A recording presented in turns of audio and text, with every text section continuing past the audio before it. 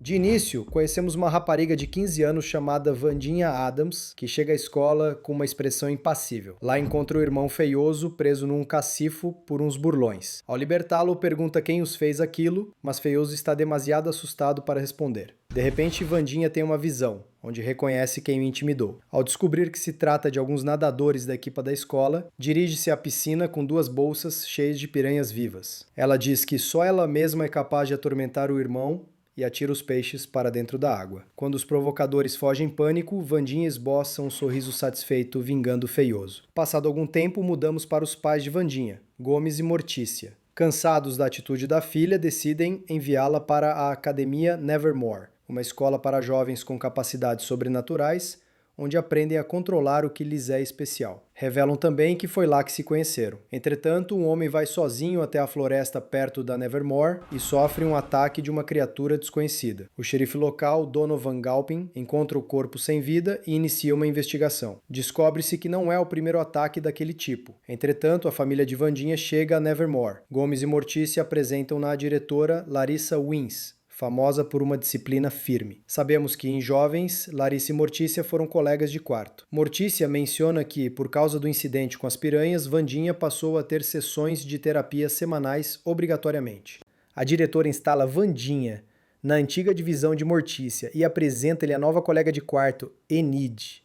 Enid, uma lobisomem divertida, é o oposto total de Vandinha, cujo quarto transborda o preto e o gótico. A diretora informa ainda que uma farda escolar preta especial foi encomendada para Vandinha. Mais tarde, Enid faz uma visita guiada a Vandinha pela academia. Vandinha comenta que não pretende ficar ali muito tempo e acredita que a sua entrada em Nevermore foi um plano calculado da mãe. Durante o passeio, as duas passam pela galeria de antigos alunos. Entre os retratos, Vandinha reconhece a própria mãe, a jovem Mortícia. Na conversa, percebemos que os rapazes sobre os quais Vandinha largou piranhas ficaram realmente feridos. Para evitar que a filha tivesse problemas sérios com a justiça, os pais decidiram enviá-la para Nevermore. Enid continua a mostrar os cantos da escola e explica que existem 4 grandes grupos de estudantes, que funcionam quase como casas, ao estilo de Hogwarts em Harry Potter: os lobisomens, as gárgulas, os psionicos e as garras. Depois, fala sobre a rapariga mais popular da academia, Bianca Barclay, uma sereia com grande influência. Descobrimos também que, no passado, Bianca namorou com Xavier Thorpe, um artista capaz de dar vida às suas próprias pinturas. Enid revela ainda que mantém um blog cheio de mexericos sobre a vida em Nevermore. É então que aparece Ajax Petrópolis, amigo de Enid e a pessoa por quem ela tem uma paixão secreta. Ele comenta que ouviu dizer que a nova colega de quarto é uma psicopata, sem se dar conta de que Vandinha está mesmo ao lado. Apesar da gafe, Ajax fica claramente impressionado com o ar sombrio de Vandinha. Mais tarde descobrimos que debaixo do seu gorro, Ajax esconde serpentes capazes de transformar qualquer ser vivo em pedra com um simples olhar. Depois da saída de Ajax, Enid sugere a Vandinha que crie contas no Instagram e no Snapchat, mas Vandinha responde que evita redes sociais e aparelhos digitais. Chega o momento da despedida. Gomes, Mortícia e o irmão mais novo, Feioso, dizem adeus. Mortícia avisa que toda a família já foi informada. Se Vandinha aparecer em casa, eles avisarão imediatamente. Por isso, recomenda que não tente fugir. Para convencer de que vai gostar de Nevermore,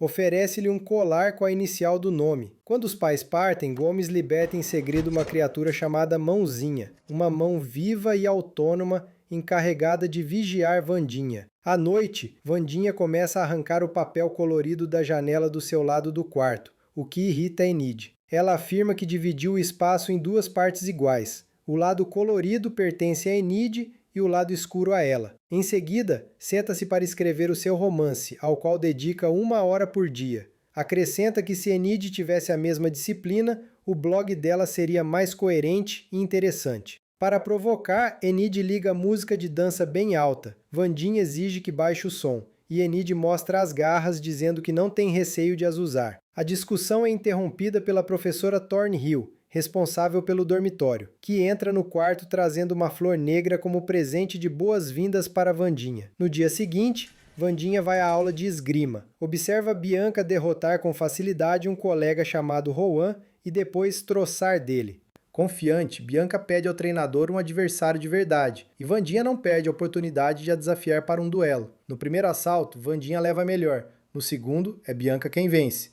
Então Wandinha propõe uma terceira ronda, sem máscara de proteção. A vencedora seria aquela que conseguisse ferir a rival primeiro. Bianca aceita. As duas envolvem-se num combate intenso, mas no fim, Bianca consegue ganhar. Mais tarde, já na enfermaria, Rohan agradece a Wandinha por o ter defendido. Quando ela sai do edifício, uma escultura de gárgula despenca do telhado na sua direção. Por sorte, Xavier aparece a tempo e empurra para o lado, salvando-lhe a vida. De novo na enfermaria, Wandinha pergunta a Xavier por que razão a ajudou. Ele responde que apenas retribuiu uma antiga dívida. Explica que já se tinham cruzado em crianças, durante o funeral da avó dele. Nessa altura, enquanto brincavam às escondidas, Xavier escondeu-se dentro do caixão e quase acabou ser cremado por engano. Os seus gritos abafados foram ouvidos por Wandinha, que acabou por salvar o rapaz de 10 anos. De regresso ao dormitório, Wandinha tem a sensação de estar a ser observada. Segue um cheiro familiar e descobre que debaixo dos cobertores se esconde Mãozinha, a mão viva enviada em segredo pelos pais. Ao perceber que foi posta a vigiá-la, Wandinha ameaça trancá-la numa caixa caso não jure fidelidade. Sem alternativa, Mãozinha compromete-se a servi-la lealmente. É então que Wandinha lhe revela o seu plano de fuga da Nevermore. Mais tarde, a diretora Wins leva Wandinha a uma sessão de terapia,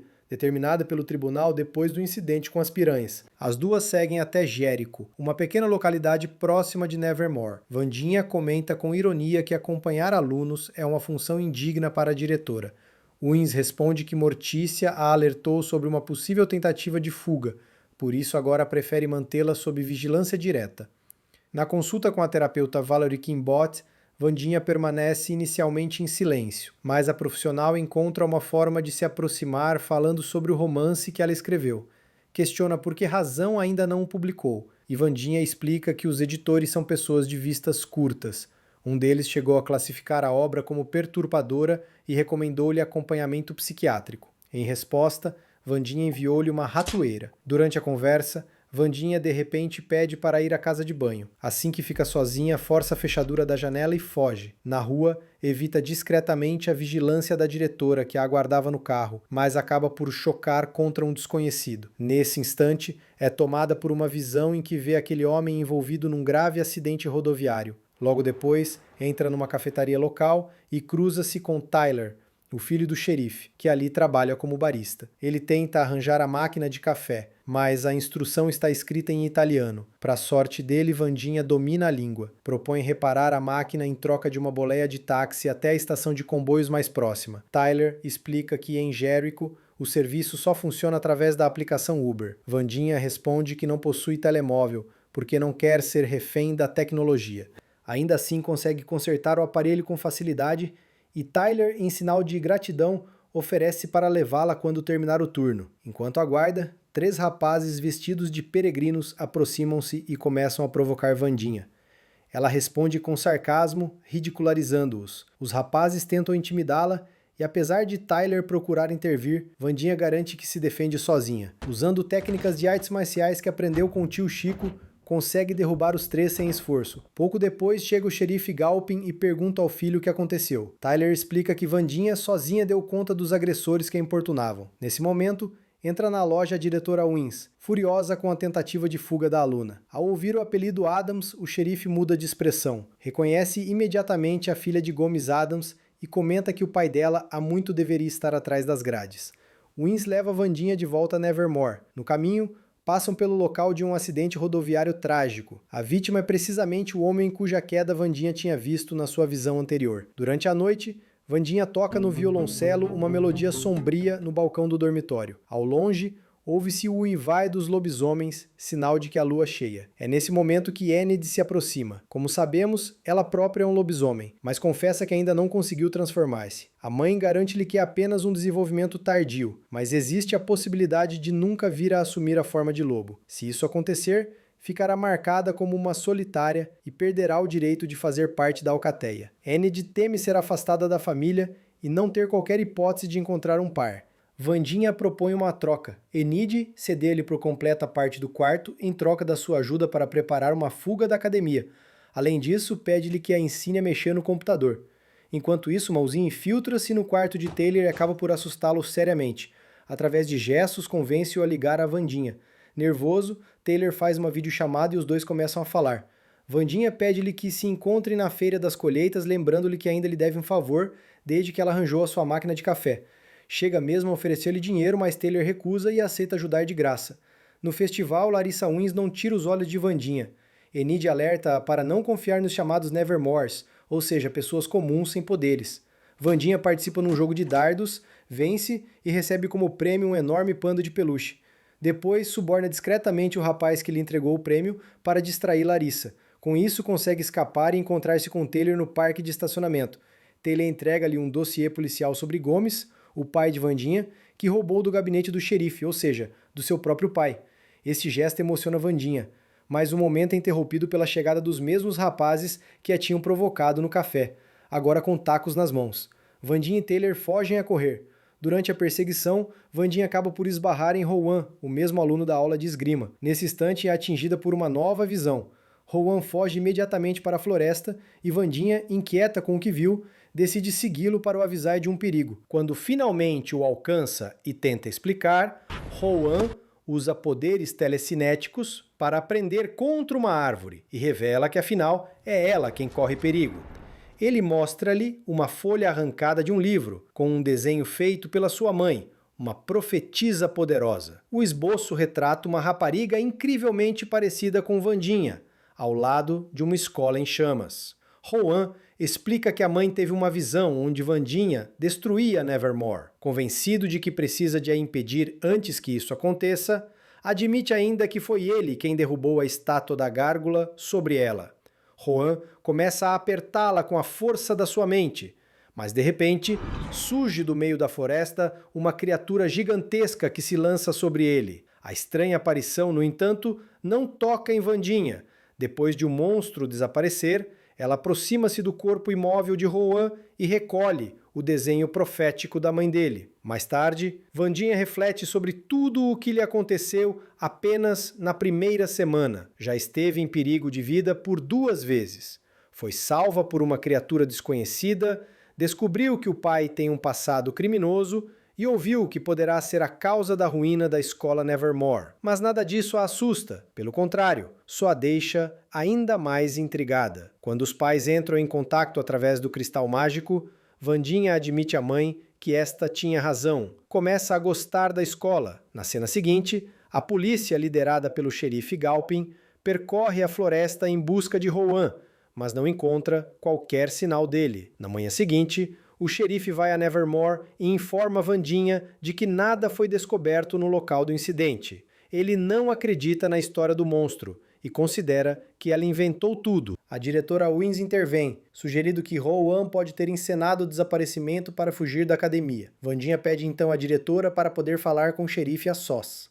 Nessa conversa privada, afirma-lhe que no fundo ele próprio sabe que o monstro é real, mas inesperadamente a reunião é interrompida pela assistente do xerife, que surge acompanhada de Rowan, vivo e aparentemente bem. Wandinha fica em choque, incapaz de acreditar no que vê. No dia seguinte, durante a consulta, a terapeuta questiona Wandinha sobre a razão pela qual inventou a história do ataque da criatura. Ao sair da sessão, ela cruza-se por acaso na rua com Tyler, que também frequenta o mesmo consultório. Ele mostra-se convicto de que acredita no relato dela sobre o que aconteceu na floresta. De volta a Nevermore, Wandinha repara que Enid está totalmente envolvida nos preparativos para a tradicional corrida de barcos, a taça Edgar Allan Poe, realizada em homenagem ao mais célebre ex-aluno da escola. Enid sonha finalmente derrotar Bianca, cuja equipa vence ano após ano. Está igualmente feliz por Wandinha ter decidido permanecer na academia. Como boa conhecedora de tudo o que se passa, Enid partilha com Wandinha uma informação importante. Rowan é o colega de quarto de Xavier. Mais tarde, ao analisar um desenho feito pela mãe de Rowan, Wandinha nota que no papel aparece o logotipo de um livro, de onde o desenho parece ter sido arrancado. Determinada a descobrir mais, decide procurar Rowan, mas a diretora Wins informa de que ele foi expulso, sem revelar as razões. Wins também admite que está ciente das capacidades psíquicas de Wandinha. Conta-lhe que Mortícia, a sua mãe, começou a ter visões na mesma idade. No entanto, segundo a diretora, essas visões eram muitas vezes pouco fiáveis e até perigosas. Para manter Wandinha ocupada, Wins sugere que ela escolha um dos clubes da academia e avisa que estará a observá-la de perto. Vandinha pede a Mãozinha para vigiar Rowan, convencida de que ele está a esconder alguma coisa. Mais tarde, acaba por o encontrar e exige explicações sobre a tentativa de a afastar e sobre a origem daquele estranho desenho. Rowan, no entanto, finge não entender do que se trata, ignora-a e segue para a estação. Mãozinha agarra-se ao carro e acompanha-o em segredo. Quando Rowan chega ao local, entra numa casa de banho e transforma-se num homem mais velho.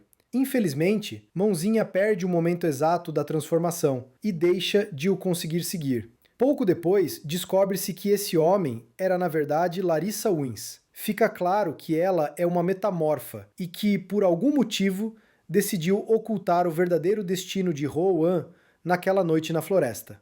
Determinada a chegar à verdade, Vandinha começa a visitar diferentes clubes da escola à procura de informações sobre Rowan.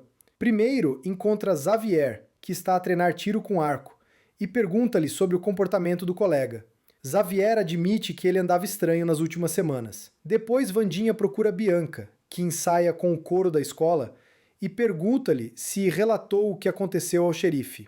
Bianca responde que contou apenas à diretora e, com ironia, sugere que Vandinha se junte ao coro, insinuando que ela não sabe cantar. Mas quando Vandinha solta a voz, o som é tão forte que estilhaça os vidros da sala. No final, Vandinha decide integrar o clube de apicultura, que funciona perto do local onde viu o monstro pela primeira vez. O único membro do grupo é Eugene, um rapaz tímido, mas bondoso. De forma inesperada, Vandinha mostra-se meiga com ele, já que lhe recorda o seu irmão mais novo, feioso. Eugene chega mesmo a convidá-la a experimentar a picada de uma abelha, arrancando-lhe um raro sorriso genuíno. No dia seguinte, Vandinha repreende Mãozinha por o ter perdido de vista na estação quando seguia Rowan.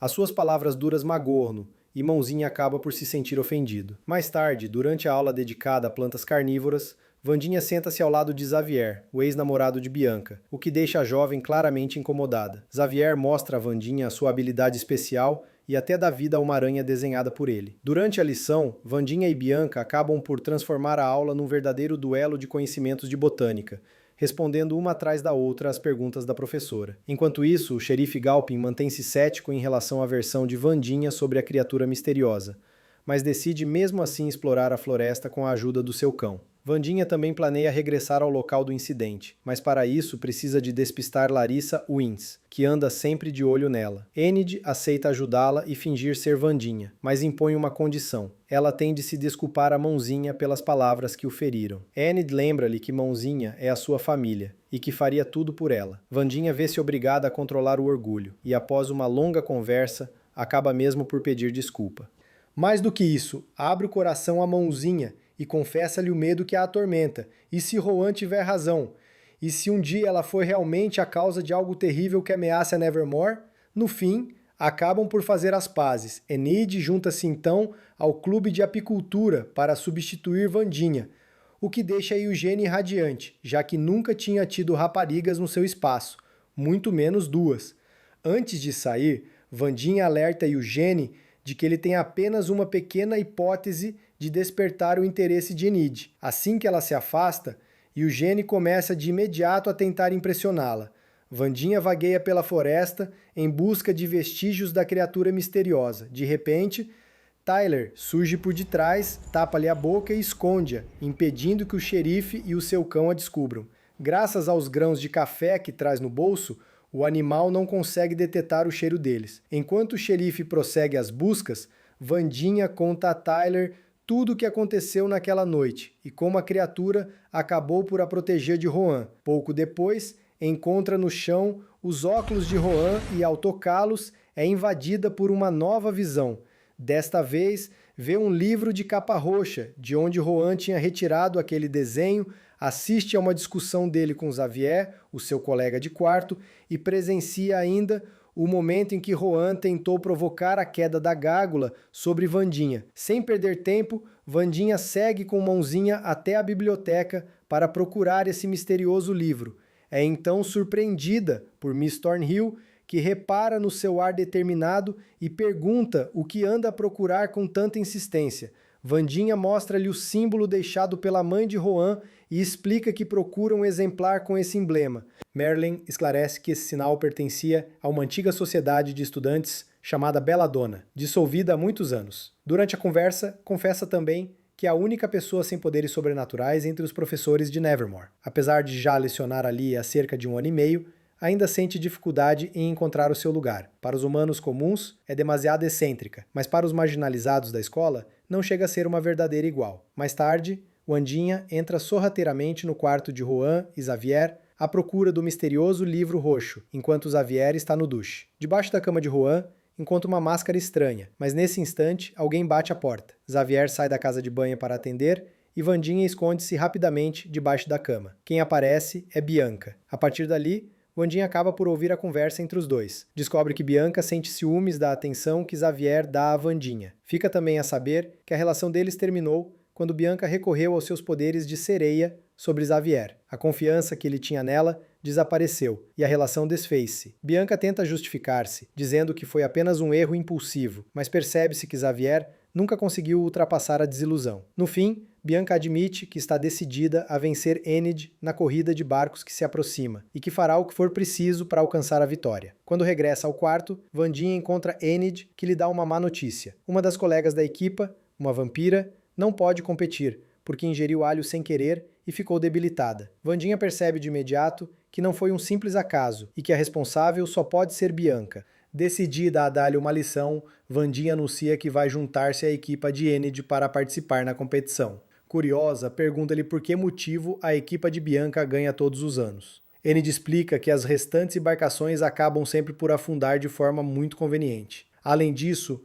recorda-lhe que Bianca é uma sereia e que, segundo as regras, não há nada que a impeça de usar as suas habilidades especiais durante a prova. No dia seguinte tem início a aguardada competição de remo. A diretora Wings apresenta as regras. 4 equipas vão disputar a corrida. O objetivo é remar até a Ilha do Corvo, recuperar a bandeira da sua equipa do mausoléu de Crackston e regressar. Vence quem chegar primeiro à meta. A prova começa e Bianca dá logo sinal ao seu aliado, um sereio, que mergulha no lago e afunda uma das embarcações, eliminando assim um grupo inteiro. Mas Wandinha tinha se preparado para esse truque. Com a ajuda de Mãozinha, consegue prender o sereio numa rede. Chegadas à ilha, Wandinha corre em direção ao estandarte, enquanto Enid pede a Mãozinha que distraia a equipa dos Jokers. Enquanto isso, Enid liberta discretamente as suas garras e rasga o casco do barco rival. Quando Wandinha toca finalmente na bandeira dentro do mausoléu, é surpreendida por uma nova visão. Vê uma versão sua, loira, que segura um livro negro e lhe diz apenas uma frase: "Ela é a chave". De volta à realidade, percebe que a equipa de Bianca já as alcançou. Durante o percurso de regresso, a embarcação dos Jokers acaba por afundar e na água ficam apenas 2 equipas. Wandinha e Enid rapidamente encurtam a distância em relação ao barco de Bianca. Para ganhar vantagem, Wandinha prepara-se para usar as lanças que tinha escondido no seu próprio barco. Nesse momento, o sereio liberta-se da rede e ataca-as de surpresa. Mas, Mãozinha revela-se um excelente pugilista e com um golpe certeiro neutraliza o adversário. Aproveitando a oportunidade, Wandinha e Enid utilizam as lanças para abrir brechas no barco de Bianca e passam para a frente. São elas que chegam em primeiro lugar à meta. Pela primeira vez em muitos anos, a taça Edgar Allan Poe já não pertence a Bianca. Na cerimônia de entrega de prêmios, Wandinha sente-se desconfortável com toda a atenção e afasta-se. Aproxima-se da estátua de Edgar Allan Poe e repara num símbolo gravado por baixo do livro de pedra. É o mesmo emblema que estava no desenho deixado pela mãe de Juan. Durante a noite, regressa à estátua e desvenda rapidamente a inscrição talhada na pedra: bater 2 vezes. Ao estalar os dedos, abre-se um corredor secreto diante dela. No interior encontra uma sala escondida com uma fotografia dos seus pais quando eram estudantes. Descobre então que eles também pertenceram a uma sociedade secreta chamada Belladonna. Ali mesmo, encontra o livro roxo, de onde Juan tinha arrancado uma página. Wandinha guarda-o consigo, mas antes de conseguir sair da sala, alguém coloca-lhe um saco negro na cabeça. Quando desperta, dá por si rodeada por Bianca, Xavier e outros colegas. Todos eles pertencem ao clube secreto Belladonna. Wandinha fica desapontada. Esperava um culto sombrio e perigoso, mas depara-se apenas com um grupo de estudantes. Confessa que pensava que o clube tinha sido extinto há muito. Xavier explica que, de facto, tinha sido fechado há 30 anos. após a perda de um aluno da Nevermore. No entanto, a diretora Owens decidiu reativá-lo em segredo, desde que os membros se mantivessem discretos. Xavier convida Wandinha a juntar-se, algo que não agrada a Bianca, mas Wandinha recusa, desfaz calmamente as cordas e afasta-se. No dia seguinte, a diretora Larissa anuncia a realização do tradicional Dia da Conciliação. Nesse dia, os alunos de Nevermore têm de trabalhar lado a lado com os habitantes comuns de Jericho e ajudar nas atividades locais. Larissa comenta com Wandinha que ouviu a sua atuação ao violoncelo na noite anterior e ficou impressionada. Acrescenta ainda que o instrumento já foi levado para a praça central da cidade, para que Wandinha possa tocar em público. Enquanto isso, o presidente da Câmara de Jericho, Noble Walker, encontra-se com o xerife Galpin. Durante a conversa, apresenta-lhe seu filho Lucas, que não é ninguém menos do que o rapaz que Wandinha tinha derrubado no café dias antes. O xerife diz que não acredita em histórias de monstros a vaguear pela floresta e culpa os alunos de Nevermore por inventarem tais boatos. Mas o presidente lembra-lhe que é a academia que praticamente sustenta toda a cidade, incluindo o salário do próprio xerife. A conversa revela ainda que Walker, há cerca de 30 anos, também tinha ocupado o cargo de xerife. Pouco depois, os alunos de Nevermore chegam à cidade. Wandinha cruza-se novamente com Xavier, que continua ressentido por ela ter recusado juntar-se à sociedade Belladonna. Wandinha responde que tem assuntos mais importantes para tratar, como descobrir quem é afinal o tal monstro. Quando pergunta a Xavier se falou com Rohan depois da sua saída da escola, ele garante que não. Wandinha mostra-lhe então o desenho feito pela mãe de Rohan. Xavier reconhece-o de imediato, porque já o tinha visto antes com o próprio Rohan. Conta que, certa vez, tentou perguntar-lhe sobre o assunto, mas Rohan perdeu a calma e, com recurso aos seus poderes, atirou-o violentamente para trás. Nesse instante, Wandinha percebe que foi precisamente essa cena que tinha visto numa das suas visões.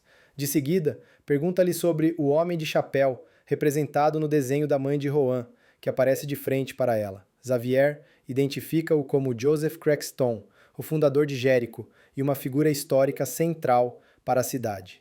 Determinada, Wandinha pede a Enid que troque de tarefa de voluntariado com ela para poder ir à exposição de artefactos ligados à família Crackston.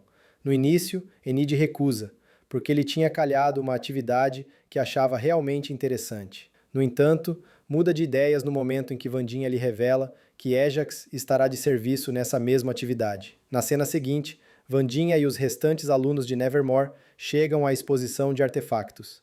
São recebidos por Arlene, uma jovem carismática e bastante faladora, que lhes faz uma breve visita guiada ao espaço e explica as tarefas do dia. Durante a explicação, Arlene menciona o antigo salão de reuniões onde estariam guardados artefactos ligados a Joseph Crackston. Wandinha apressa-se a oferecer-se para ajudar precisamente nesse local, na esperança de conseguir aceder a informações importantes.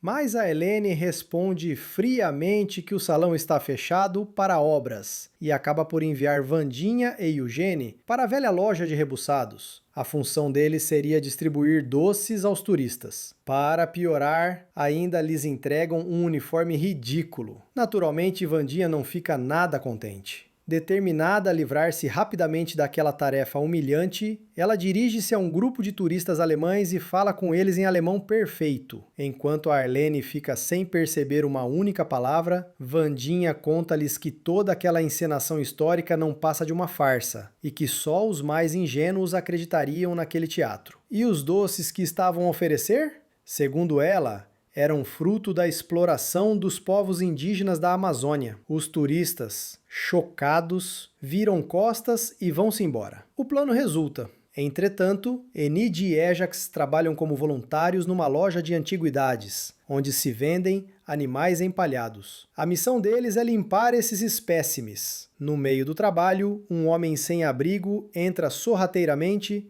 e leva consigo uma velha máquina fotográfica. Enquanto isso, Enid tenta lançar charme a Ajax, esperando que ele a convide para sair. Mas Ajax, como seria de esperar, não apanha nenhuma das indiretas. Cansada de esperar, Enid acaba por ser direta e pede-lhe que a convide para um encontro. Só então, Ajax ganha coragem e finalmente convida-a. Na rua, Eugene não resiste e rouba alguns rebuçados, devorando-os com entusiasmo. É então apanhado por Lucas, o filho do presidente da Câmara, que aparece com o seu grupo de amigos. Começam a gozar com Eugene, mas ele acaba por se sentir mal e vomita-lhes nos pés. Furiosos, tentam prendê-lo nas antigas traves de madeira usadas para castigos públicos, mas nesse instante surge Wandinha. Como sempre, ela não se deixa intimidar e enfrenta os agressores sem dificuldade.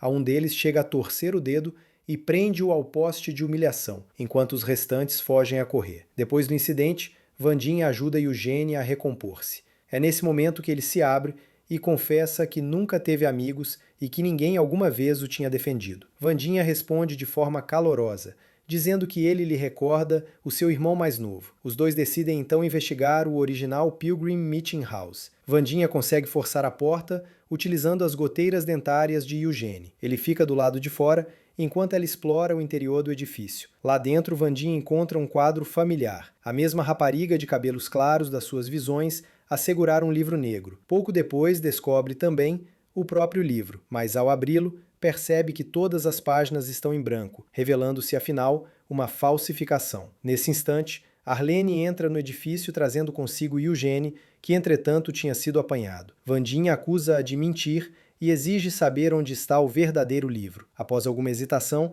Arlene admite que o original foi roubado um mês antes. Mais tarde, já no café, Wandinha espera encontrar Tyler, mas em vez disso dá de caras com Xavier, que naquele dia estava a ajudar como voluntário. Ele aproveita para alertar de que é melhor manter distância de Tyler. Pouco depois, Tyler aparece finalmente e Wandinha aproveita para lhe perguntar onde ficava o antigo original Pilgrim Meeting House. Tyler explica que a estrutura original se situava na floresta, mas que agora não restam mais do que ruínas, usadas por pessoas sem abrigo como refúgio noturno. Ele oferece para acompanhar até lá, mas apenas quando terminar o turno. Wandinha recusa, não está disposta a esperar e segue sozinha. O que ela não sabe é que Xavier escuta a conversa.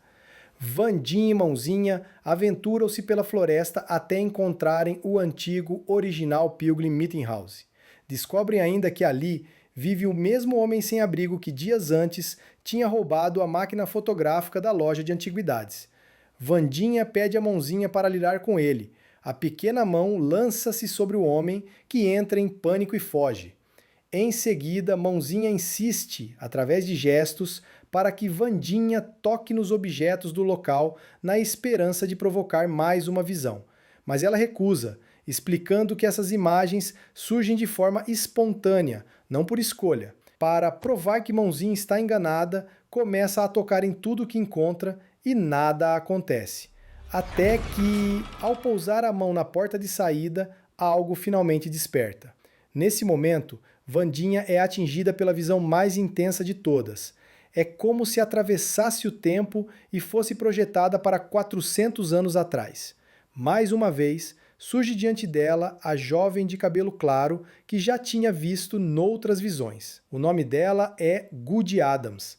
Está rodeada por habitantes da aldeia que a chamam de filha do demônio. Da multidão avança Joseph Craxton, o fundador da cidade de Jericho. Ele acusa Goody de feitiçaria, mas ela responde que, na verdade, foi Craxton quem destruiu a vida pacífica daquela aldeia.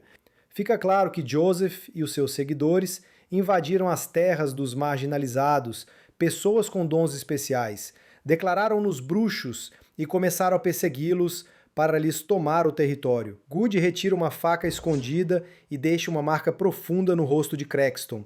Em retaliação, ele ordena que a levem para a antiga casa de reuniões dos peregrinos, onde já se encontram acorrentados ao chão dezenas de outros marginalizados, incluindo a mãe de Goody.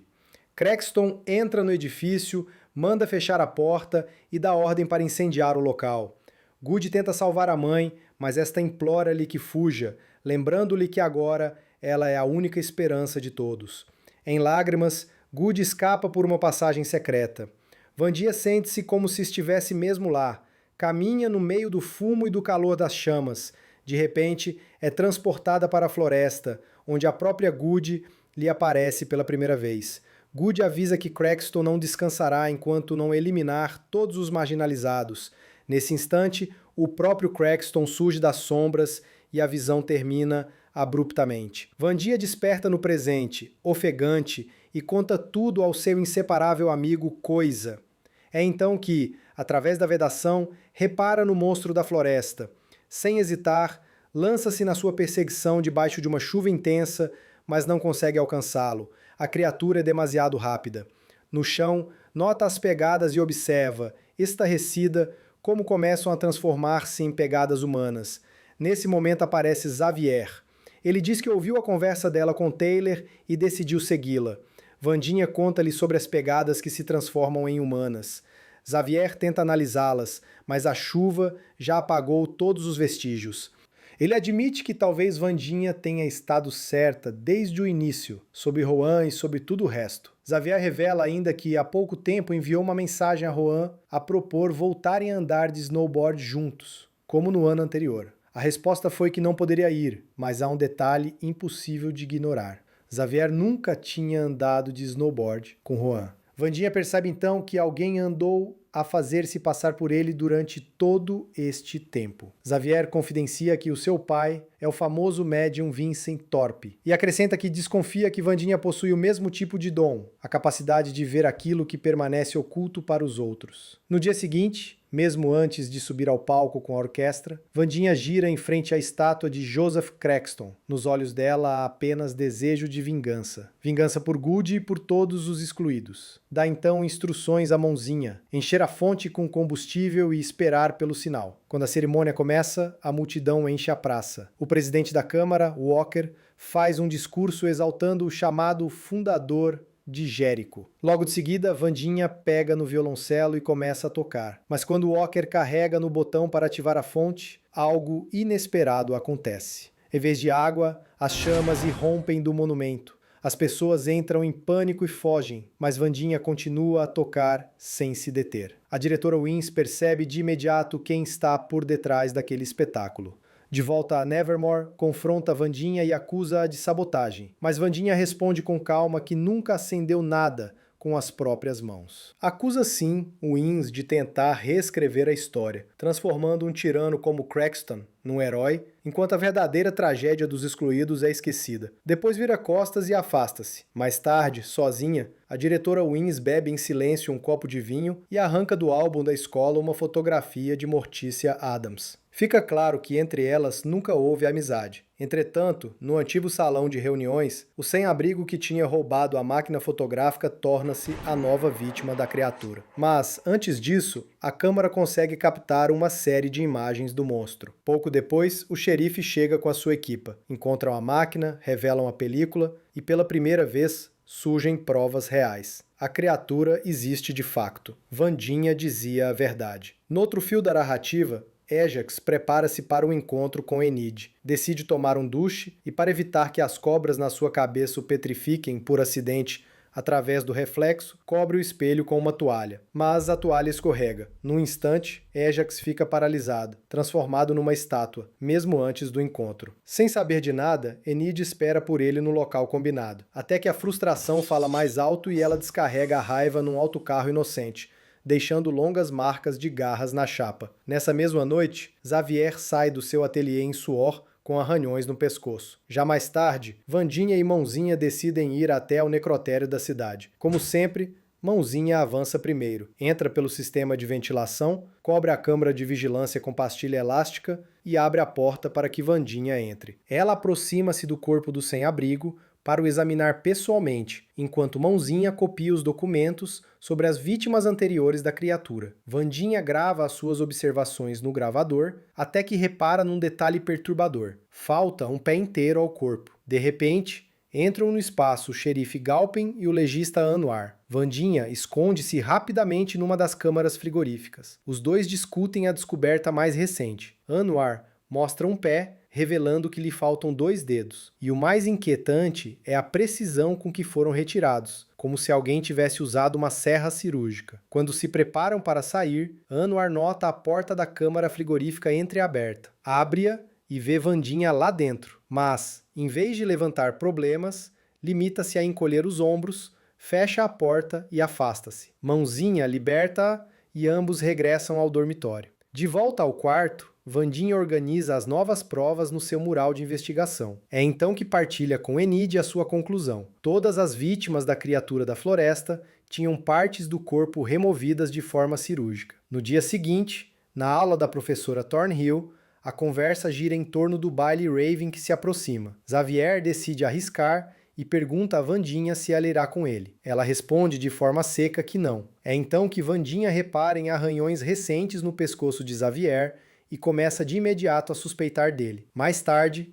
segue-o até o seu estúdio criativo, montado num velho celeiro. Quando Xavier se afasta, ela aproveita para entrar. Fica surpreendida ao ver que todo o espaço está coberto de desenhos da criatura da floresta. Pega em alguns e sai apressadamente, mas nesse momento Xavier aparece. Ele pensa que Wandinha surgiu ali para o convidar para o baile. Para não revelar os seus verdadeiros motivos, Wandinha confirma e faz-lhe o convite. Ele aceita sem hesitar. Entretanto, Andy descobre que a colega vai ao baile e quase explode de felicidade. Arrasta-a de imediato para uma loja de vestidos. Enquanto Andy experimenta roupas, Wandinha aproveita para escapar, pois tem assuntos mais importantes a tratar. No caminho, repara numa monta com um vestido preto perfeito. Já no gabinete do xerife, mostra-lhe os desenhos do monstro feitos por Xavier. O xerife compara-os com uma imagem captada pela câmera de um sem-abrigo e a semelhança é total. Wandinha está convicta de que Xavier tem ligação com a criatura. O xerife começa a acreditar nela, mas exige provas adicionais. No café, Lucas, o filho do presidente da Câmara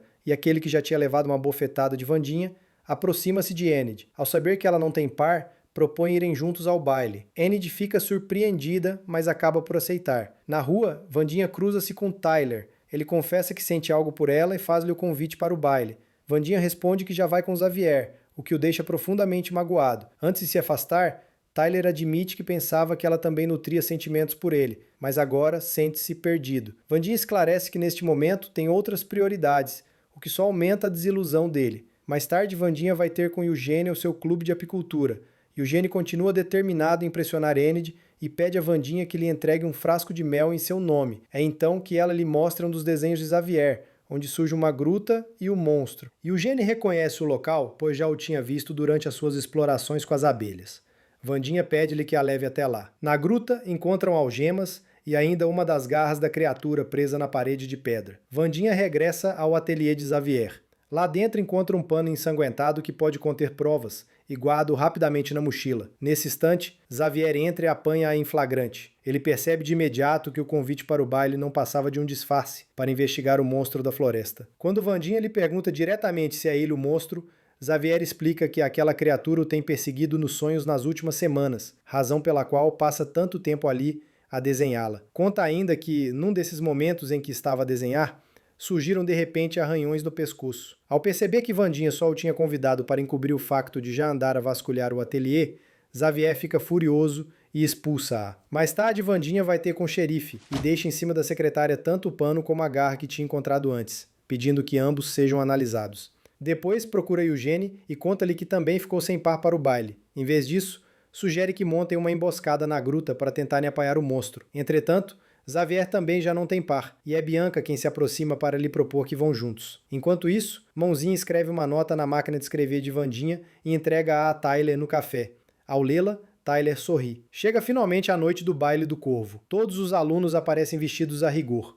Miss Stonehill repara no ar melancólico da diretora Larissa e pergunta-lhe por quê. Larissa lembra-se então de quando estudava em Nevermore e convidou um rapaz para o baile, mas ele rejeitou-a para ir com outra rapariga. Essa rapariga era Mortícia. Wandinha prepara-se para sair com Eugênia em missão, mas ao abrir a porta do quarto, encontra Taylor à sua espera com um presente.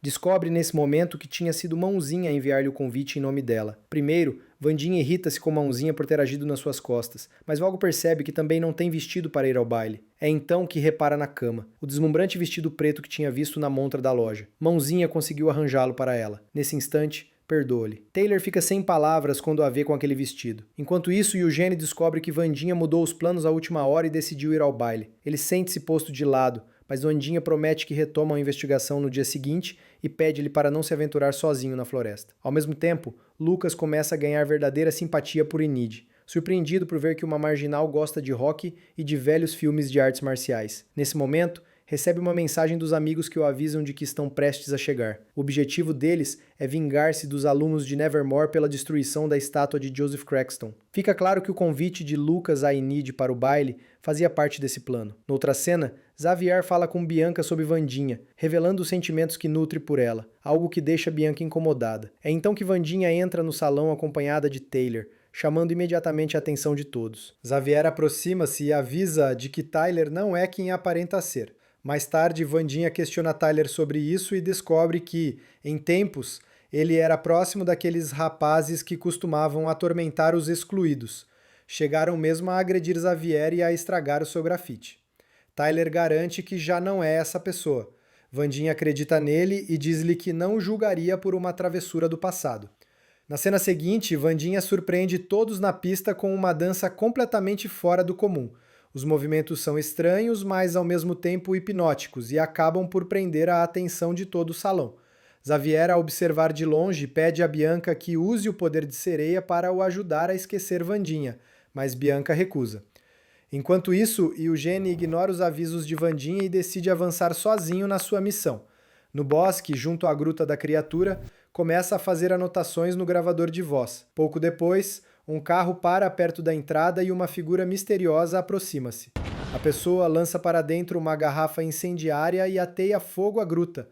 Ao reparar em Eugene, corre atrás dele, obrigando-o a fugir em desespero. No baile, chegam os amigos de Lucas num caminhão-cisterna cheio de líquido e ligam uma mangueira ao sistema de rega do edifício.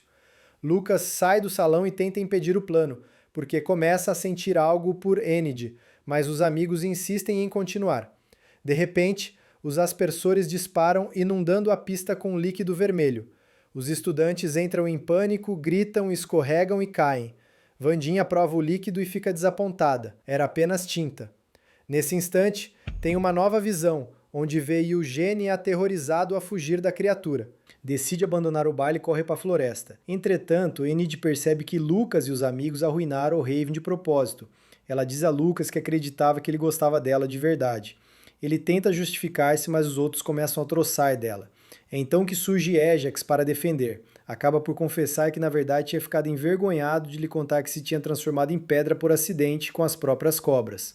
Enid e Ajax fazem as pazes e acabam por se beijar. Ao mesmo tempo, Eugene continua em fuga pela floresta até se esconder. Ouvindo os sons da criatura cada vez mais perto, percebe que foi descoberto. A sombra ataca-o. Pouco depois, Wandinha encontra Eugene estendido no chão. É nesse momento que surge a professora Thornhill. Na cena seguinte, Wandinha folheia o dossiê policial do pai enquanto está no pátio da academia.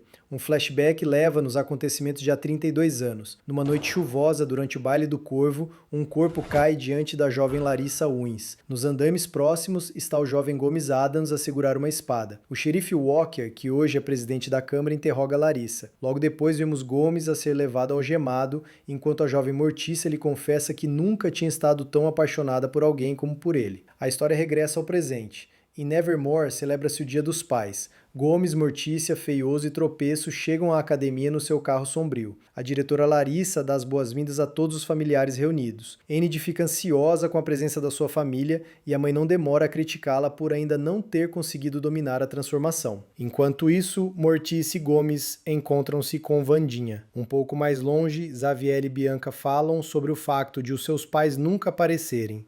Xavier explica que o pai, Vincent Thorpe, está sempre ocupado com seus espetáculos, já que é um médium famoso. Bianca revela que a mãe vive nas Seychelles. A conversa é interrompida quando a mãe de Bianca surge de repente. O olhar de Bianca deixa claro que a presença dela lhe causa verdadeiro receio. Mais tarde, Bianca e a mãe conversam num café. Durante a conversa, Bianca descobre que a mãe lidera um clube chamado Morning Song. Oficialmente, é apresentado como um espaço exclusivo para pessoas ricas, mas na verdade serve para atrair esses membros e, através do canto das sereias, manipulá-los a financiar a organização. Percebemos também que Bianca fugiu de casa e mudou o nome de Brandy Jane para Bianca, para escapar ao controle da mãe, mas ela acabou por encontrá-la. A mãe explica que o poder da sua voz está a enfraquecer com a idade. O número de seguidores do clube tem vindo a diminuir e começam a surgir dúvidas entre os que ainda lá permanecem. Pede então à filha que abandone a escola e regresse à casa para ajudar a recuperar o prestígio do grupo. Bianca recusa, mas a mãe ameaça revelar o segredo, que Bianca usou o seu poder de sereia para ser admitida em Nevermore. Sem alternativa, Bianca acaba por aceitar ajudar, mas apenas depois de concluir o ano letivo. Mais tarde, Mortícia folheia o anuário escolar e, com nostalgia, recorda o passado. Repara que alguém arrancou a sua fotografia do livro e lembra-se da vez em que participou no espetáculo de talentos com Larissa. As duas trocaram elogios carregados de ironia, deixando claro que a rivalidade antiga entre elas nunca desapareceu. A diretora Larissa informa a família Adams de que a terapeuta de Wandinha quer que todos participem numa sessão em grupo e eles aceitam sem grande vontade. Enquanto isso, o xerife Galpin está sentado num café e pede ao seu assistente que lhe envie os resultados da análise ao DNA retirado da garra da criatura. Pela janela, vê o elegante carro negro da família Adams chegar e observa-os a entrar no consultório da psicoterapeuta. Nesse instante, recebe uma chamada com a notícia de que o Dr. Anwar perdeu a vida. De seguida, vemos a família Adams reunida com Valerie Kimbott para a sessão. Feioso admite que sente falta da irmã. Gomes e Mortícia também confessam o mesmo. Wandinha levanta-se, tira do casaco o antigo dossiê policial do pai e exige respostas. Quer saber quem era Garrett Yates e por que motivo seu pai foi acusado de lhe ter tirado a vida. Mortícia recusa falar sobre ele. Wandinha afirma então que se a família não lhe disser a verdade, ela irá descobri-la sozinha. Mais tarde, visita Eugene no hospital e leva-lhe um frasco de mel que tinha colhido para ele. O rapaz permanece em coma. Wandinha culpa-se pelo que aconteceu e confessa que sente falta dele. A mãe de Eugene entra e agradece-lhe por ser amiga do filho, dizendo que antes de a conhecer, ele nunca tivera verdadeiros amigos. Pouco depois, Wandinha caminha pela praça da cidade, passando pela estátua derretida de Joseph Craxton, enquanto pensa no dossiê do pai. De repente, vê a mãe a levar uma rosa na mão e decide segui-la. Mortícia deixa a flor sobre uma sepultura, e assim que se afasta, Wandinha aproxima-se para ler a inscrição. O nome gravado na lápide é Garrett Gates. Entretanto, o xerife Galpin chega ao necrotério. A assistente explica-lhe que o Dr. Anwar deixou uma carta antes de partir e que a situação parece estranha. O xerife repara ainda que a câmera de vigilância tinha sido tapada com pastilha preta, o que impede de ver o que realmente aconteceu. Na carta, Anwar admite ter falsificado documentos relacionados com o caso de Garrett Gates de há 30 anos. Com esta revelação, o xerife finalmente tem provas suficientes para deter Gomes Adams. Enquanto alunos e pais celebram o Dia da Família no pátio da escola, o xerife Galpin aparece de surpresa e coloca algemas em Gomes diante do olhar chocado da sua família. Mais tarde, Wandinha e Mãozinha visitam Gomes à prisão. Ela conta-lhe que viu Mortícia deixar o caule de uma rosa sobre a sepultura de Garrett Gates e exige que o pai finalmente lhe diga a verdade. Gomes decide então revelar o que aconteceu. Explica que Garrett Gates esteve apaixonado por Mortícia e confundiu a sua amabilidade com interesse romântico. Garrett começou a persegui-la por todo lado. Mortícia chegou mesmo a denunciar a situação à polícia, mas o xerife Walker, que hoje é o presidente da Câmara de Jericó, ignorou a queixa porque a família Gates era a mais rica e influente da cidade. O pai de Garrett ficou furioso por uma jovem marginal ter ousado acusar o seu filho de qualquer coisa. Há mais de 30 anos, na noite do baile do Corvo, Gomes e Mortícia afastaram-se para ficarem a sós. Garrett, consumido pelo ciúme, viu-os trocar um beijo e avançou contra Gomes com uma espada. No confronto, Gomes conseguiu desarmá-lo e, no momento de descontrolo, Garrett acabou por se ferir gravemente, fazendo parecer que fora o próprio Gomes a causar o acidente. Desde então, toda a culpa recaiu sobre ele. Wandinha considera a história convincente, mas, conhecendo demasiado bem o pai e reparando nos pequenos sinais, o piscar de olho, o jeito de alisar o bigode, percebe que ele ainda está a esconder alguma coisa. Determinada, dirige-se ao gabinete do xerife e afirma que ele prendeu a pessoa errada, garantindo que o seu pai é inocente. Para ela, não pode ser mera coincidência que Gomes tenha regressado à cidade precisamente no dia em que Anwar escreveu a misteriosa nota antes de desaparecer. O xerife responde que nunca conseguirão descobrir toda a verdade, já que alguém tapou a câmara de vigilância no necrotério. Mostra-lhe ainda os resultados da análise ao DNA recolhido da garra e do pano com vestígios, revelando que não existe qualquer correspondência. Relembra também que Gomes chegou a assumir a culpa do sucedido naquela noite de há mais de 3 décadas e acrescenta que, para além do destino de Garrett, acredita que ele é responsável pela queda de toda a família Gates. Mais tarde, Wandinha encontra o irmão mais novo, Feioso, sentado sozinho no cais. Leva-lhe o material de pesca juntamente com a sua isca favorita, um saco cheio de granadas. Enquanto pescam à maneira peculiar dos Adams, ela diz-lhe que Gomes não vai aguentar a separação de Mortícia, já que desde o casamento nunca passaram uma única noite afastados. Feioso responde que, se existe alguém capaz de provar a inocência do pai e tirá-lo da prisão, essa pessoa só pode ser Wandinha. Enquanto isso, Enid enfrenta a pressão da mãe, que lhe oferece brochuras de um campo de verão destinado a forçar a transformação em lobo. Enid recusa sem hesitar, porque quer viver essa mudança de forma natural, quando chegar o momento certo. Mais tarde, vemos Mortícia na sala secreta do Clube Belladonna. De repente, Wandinha aparece. Mortícia pensa que a filha terá aderido ao grupo, já que só membros conseguem entrar ali, mas Wandinha explica que rejeitou o convite. Mortícia partilha então que, no passado, o Clube Belladonna tinha um verdadeiro propósito: proteger os marginalizados. O próprio clube foi fundado por um antepassado de Gomes, um dos primeiros colonos vindos do México, chamado Goody Adams. Foi precisamente Goody Adams quem derrotou Joseph Craxton. Mortícia decide então revelar toda a verdade sobre a noite que mudou o destino da família. No regresso ao passado, 32 anos antes, vemos Gomes a tentar defender-se de Garrett, quando Mortícia repara que este apresentava sinais estranhos, como espuma a sair da boca. No instante em que Garrett tentou atingi-la, Mortícia pegou numa espada e feriu-o. Gomes retirou-lhe a arma das mãos e mandou-a esconder-se, assumindo sozinho toda a responsabilidade para proteger. Wandinha, atenta aos detalhes,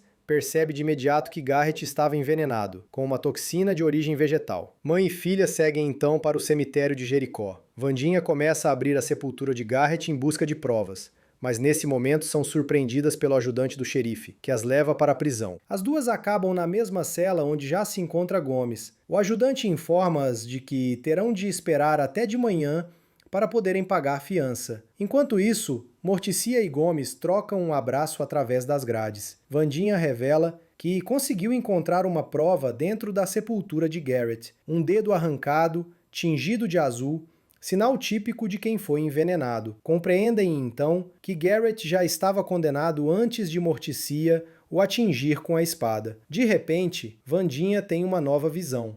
Nela, o pai de Garrett ordena ao filho que utilize o veneno para destruir todos os estudantes de Nevermore. Vemos quando lhe entrega um frasco e o instrui a despejá-lo na taça comum durante o baile do corvo. Mas, no meio da luta entre Garrett e Gomes, o frasco acaba por se partir e o líquido cai sobre o próprio Garrett, provocando-lhe aqueles sintomas estranhos. Depois de deixarem a prisão, Wandinha e Mortícia vão diretamente ao encontro do presidente da Câmara, Walker. Wandinha mostra-lhe o dedo de Garrett, ainda marcado pelo tom azulado da intoxicação, e acusa-o de ter escondido, quando era xerife, a verdadeira causa do estado de Garrett. Walker admite então que Ansel Gates, pai de Garrett, era descendente de Joseph Craxton. Ansel sempre alimentara um profundo ódio pelos excluídos e por Nevermore, alegando que o terreno onde a escola foi construída tinha sido roubado à sua família. A função do xerife era apenas manter uma frágil paz. Mortícia recorda-lhe que Garrett costumava gabar-se de que o pai tinha subornado o xerife e que, um ano depois, esse mesmo xerife foi eleito presidente da Câmara com total apoio de Ansel Gates. Ela relembra também que há 32 anos, quando apresentou uma queixa contra Garrett por perseguição, o Walker nada fez. Mortícia exige agora que ele liberte Gomes e que o xerife Galpin lhe peça desculpas em público. Caso contrário, revelará toda a corrupção. O Walker não tem alternativa senão ceder. Já no exterior, Mortícia conversa a sós com a filha. Explica-lhe que as capacidades mediúnicas variam consoante a natureza de quem as possui. Os seus próprios presságios eram suaves e positivos, enquanto os de Wandinha revelam-se muito mais intensos e sombrios. Para alcançar todo o seu potencial, Wandinha terá de contar com a ajuda de um espírito do seu antepassado. No seu caso, esse espírito é Goody Adams. Na cena seguinte, Gomes é finalmente libertado da prisão, enquanto o xerife Galpin, contrariado, lhe pede desculpa e aperta-lhe a mão. Com o fim do dia dedicado aos pais, Wandinha despede-se da família. Mortícia entrega-lhe o anuário de Nevermore de há 32 anos, um exemplar que tinha pedido emprestado à diretora Wins. Ao folhear as páginas, Wandinha descobre que Larissa Wins é, na verdade, uma metamorfe. Decide confrontá-la no gabinete. Wandinha afirma que Wins não se limitou a imitar Judy Garland no espetáculo de talentos da escola, mas que se transformou literalmente nela. Acusa-a de se ter feito passar por Rowan no dia seguinte ao ataque, apenas para esconder a verdade. Wandinha ameaça contar tudo ao xerife Galpin, mas Wins responde que o pai de Rowan já conhece a realidade e apoiou a decisão de não envolver as autoridades, porque o rapaz não estava em pleno juízo. As suas capacidades telecinéticas estavam a dominá-lo e, inclusive, tinha tentado afastar Wandinha por 2 vezes. Wandinha menciona Eugene, sublinhando que sofreu precisamente porque o moço nunca foi capturado. Antes que o Ins possa dar qualquer resposta, ambas ouvem gritos vindos do exterior. No relvado da escola, alguém deixou em chamas uma frase perturbadora: "O fogo cairá como chuva". Na noite seguinte, Wandinha organiza uma sessão espiritual para tentar contactar sua antepassada, Goody Adams, e aprender a controlar os seus dons. No entanto, o ritual é interrompido por Enid. Enquanto as duas conversam, alguém desliza um bilhete por baixo da porta do quarto. Nele, pedem a Wandinha que vá ao jazigo de Crackston à meia-noite, para descobrir toda a verdade. Enid decide acompanhá-la, mas em vez de respostas, Wandinha encontra uma surpresa preparada em segredo para o seu aniversário. Enid e vários colegas juntaram-se para festejar, e a ideia partiu de Mãozinha, que contou a data a todos. Xavier até cozinhou um bolo de aniversário para ela. Durante a celebração, Wandinha repara numa inscrição em latim gravada num antigo altar. A frase significa: "O fogo cairá com a chuva quando eu regressar". A primeira parte desta mensagem já tinha sido queimada no relvado da escola. Ao tocar na pedra, Wandinha tem uma visão. Vê Goody Adams atrás de portões de ferro. Goody avisa de que Crackston vai regressar, mas explica que não poderá ajudá-la a dominar suas capacidades sobrenaturais. Isso terá de ser aprendido sozinha. Depois, aponta para uma mansão misteriosa e diz-lhe que, se quiser impedir Crackston, precisa de encontrar esse lugar. Goody deixa ainda um aviso duro: o caminho de Wandinha acabará por a conduzir à solidão. No dia seguinte, Wandinha faz um esboço dos portões de ferro que viu na visão. Entretanto, Mãozinha puxa debaixo da cama uma grande mala, presente dos pais, deixado durante o Dia dos Pais. Dentro dela estão pequenos animais conservados e instrumentos para taxidermia. Enid também entrega o seu presente, um capuz preto de lã, feito por ela própria.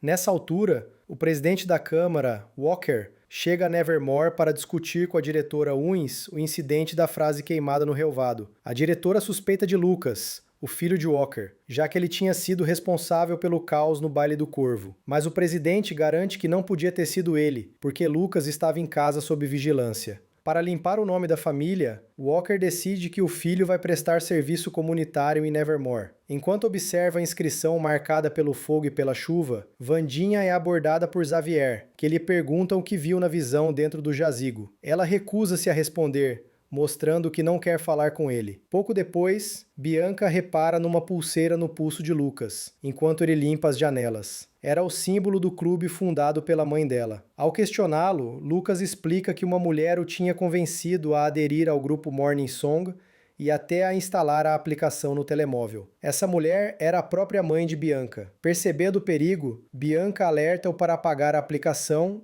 e manter distância da organização. Lucas, claramente interessado em Bianca, acaba por convidá-la para tomar um café. Entretanto, Wandinha vai visitar o Gene ao hospital, que continua em coma. Confidenciar-lhe que em criança adorava os aniversários, quando os pais organizavam para ela a festa perfeita, mas que agora tudo isso lhe parece demasiado banal. É então que entra a doutora Valerie Kimbott com um ramo de flores. A mãe de Eugene pediu-lhe que cuidasse dele enquanto a família está fora da cidade. Ao mesmo tempo, o presidente da Câmara, Walker, investiga o passado e descobre informações sobre a irmã de Gary Gates, que alegadamente se tinha afogado em Inglaterra. A história soa-lhe estranha. A sua secretária acrescenta ainda que alguém viu recentemente luzes acesas na antiga casa da família Gates. Num café local, Wandinha lê um livro sobre Crackston. Quando Tyler se aproxima, ele tenta convidá-la para sair em honra do aniversário dela, mas Wandinha recusa. Tyler insiste recordando que, desde o Baile do Corvo, ela o tem evitado, apesar de se terem divertido juntos naquela noite. Nesse momento entra o xerife Galpin, pai de Tyler. Wandinha aproveita para lhe contar sobre a inscrição em latim que encontrou no jazigo de Crackston, a mesma que apareceu gravada no relvado da escola. O xerife, porém, pede-lhe que abandone a investigação, considerando-a inútil. Mais tarde, Wandinha e Mãozinha visitam Xavier no seu estúdio de arte. Ela mostra-lhe o desenho dos portões de ferro que tinha visto na visão. Xavier, por sua vez, revela-lhe a sua própria pintura, os mesmos portões de ferro. Explica que tem tido sonhos estranhos. Nas visões, acredita que atrás daqueles portões, numa mansão, vive a criatura que assombra a floresta. Acrescenta que essa mansão abandonada pertencia antigamente à família Gates e que passa por lá sempre que vai correr de manhã. Mãozinha descobre ainda entre os desenhos de Xavier um retrato de Wandinha. Ele confessa que depois do baile do Corvo tentou esquecê-la sem sucesso e foi então que pintou aquele quadro. Com os seus dons, dá vida ao desenho e a Wandinha representada começa a tocar violoncelo. A verdadeira Wandinha, porém, sai do estúdio em silêncio. Na cena seguinte, Lucas aparece no café para se encontrar com Bianca. Cumpriu o que ela lhe tinha sugerido. Retirou a pulseira e apagou a aplicação Morning Song. Os dois têm uma conversa sincera. Lucas abre o coração e admite que depois do baile arruinado, se sente profundamente mal e arrepende-se do que fez.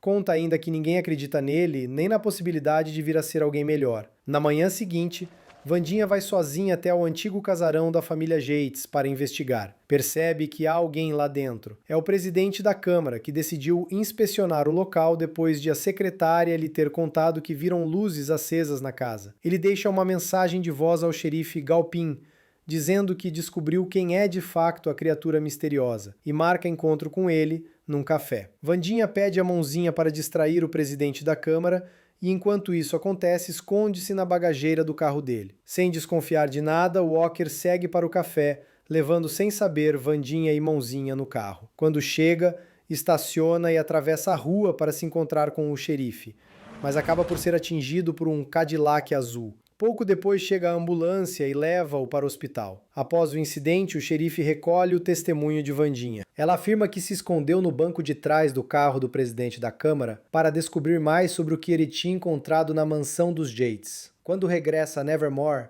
a diretora retira-lhe os privilégios de sair da escola por ter infringido as regras. Na manhã seguinte, Wandinha telefona a Tyler e diz que mudou de ideias e aceita o convite para sair com ele. Mas sabemos que, na verdade, esse é apenas um pretexto para conseguir sair da escola e prosseguir a investigação. O xerife, entretanto, aconselha o filho a manter-se afastado de raparigas como Wandinha, convencido de que só trazem desgostos. Tyler tenta falar com o pai sobre a mãe, mas o xerife evita sempre o assunto. Torna-se claro que a relação entre os dois está tensa desde que a mãe de Tyler partiu, e é por isso que o rapaz frequenta sessões de terapia.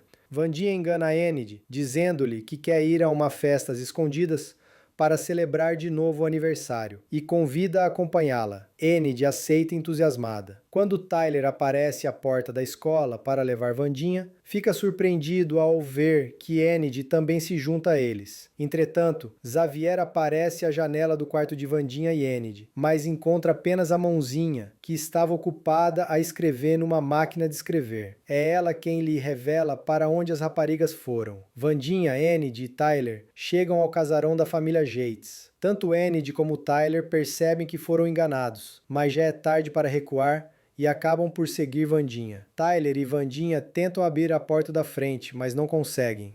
Enid, graças à sua força de lobisomem, resolve o problema sem esforço. Dentro da casa, descobrem um Cadillac azul, exatamente o mesmo que tinha atingido o presidente da Câmara. Wandinha encontra um altar escondido, dedicado a Joseph Crackston. As velas ainda estão mornas, sinal de que alguém as acendeu recentemente. Para avançarem mais depressa, decidem dividir-se. Taylor fica no rés do chão, enquanto as raparigas sobem ao andar de cima. Enid encontra um quarto que parece intacto, sem pó, a cama bem arrumada e flores frescas sobre a mesa, iguais às que a doutora Valerie Kimbott tinha levado antes para o hospital de Eugene. Wandinha descobre uma caixa de música com as iniciais de Laurel Gates, a irmã mais nova de Garrett Gates, a mesma rapariga sobre quem o presidente da Câmara Walker andava a investigar. De repente, ouve-se o grito de Taylor a pedir ajuda no andar de baixo. Surge a criatura, que começa a perseguir as raparigas pela casa. Na fuga, Wandinha e Enid tropeçam num acesso ao porão,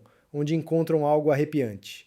Uma coleção macabra dos troféus da criatura, restos das suas vítimas. Sem perder tempo, saem a correr do casarão e fogem para a floresta. Mas ao perceberem que Taylor ficou lá dentro, voltam para o salvar. Encontram-no vivo, mas gravemente ferido, com profundas marcas de garras no peito. Nesse momento aparece Xavier, o que aumenta ainda mais as suspeitas de Wandinha, convencida de que ele é afinal o monstro da floresta. Wandinha e Enid levam Taylor para casa. Pouco depois chega o pai dele, o xerife Galpin, que ao ver alunos de Nevermore em sua casa, perde a paciência e exige que saiam imediatamente. Vandinha insiste para que o xerife volte com ela ao casarão dos Jays, afirmando que no porão existe uma sala secreta com as provas da criatura. No entanto, quando regressam, já não há nada, nem Cadillac azul, nem vestígios da criatura, nem qualquer prova. Tudo tinha sido limpo. Vandinha tem a certeza de que alguém tratou de apagar os indícios. O xerife, furioso,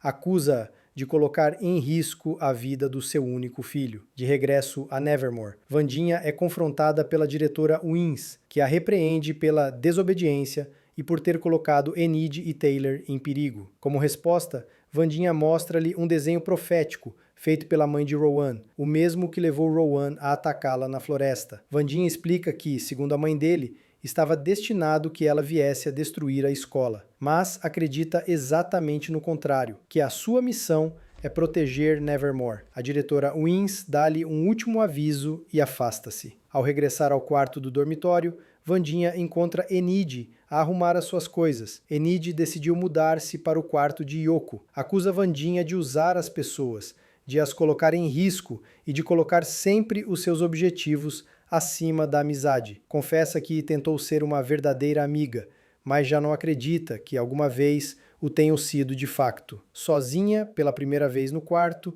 Vandinha sente um vazio que nunca tinha sentido antes. Em silêncio, abre a caixa de música que encontrara no casarão dos Jays. De repente, descobre um compartimento secreto, de onde caem fotografias dela própria. Alguém andou a observá-la em segredo durante todo este tempo. Enquanto isso, no hospital, uma figura misteriosa entra no quarto do presidente da Câmara Walker e desliga discretamente o equipamento que o mantinha vivo. No dia seguinte, realiza-se a cerimônia fúnebre, a qual Vandinha comparece convicta de que o responsável está presente entre todos os que assistem. Na orla da floresta, ela vê uma figura encapuzada e decide segui-la. Mas quando finalmente a alcança, percebe que não se trata de um inimigo, mas sim do seu tio, Chico Adams.